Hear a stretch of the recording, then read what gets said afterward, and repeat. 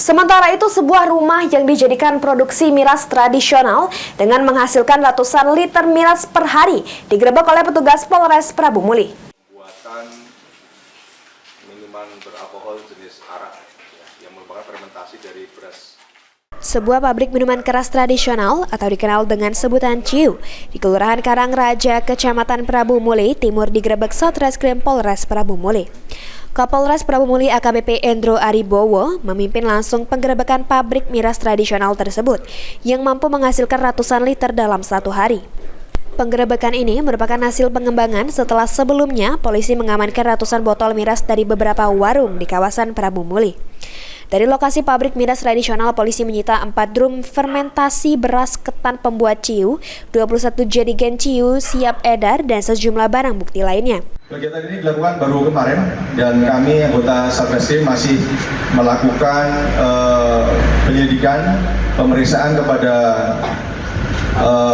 pelaku atau tersangka yang sempat diamankan, dan saat ini untuk miras-miras kita yang kita amankan ini sebagaimana mendasari daripada dari Perda ya. Perda yang dikeluarkan oleh Pak Wali Kota Perda Prabu Muli Perda nomor 28 tahun 2003 tentang ketentraman dan ketertiban umum, dilakukan pengamanan dan penyerahan barang bukti pada Polri, nanti akan dimusnahkan untuk yang petasan ataupun kembang api yang telah diamankan.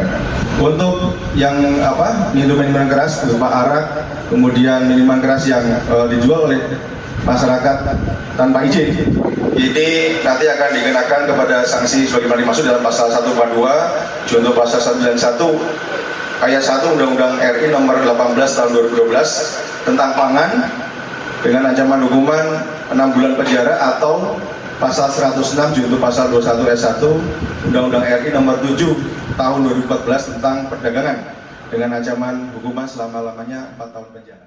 Setelah dilakukan pemeriksaan dan penyelidikan lebih lanjut, barang bukti miras tradisional dan petasan yang berhasil disita akan dimusnahkan.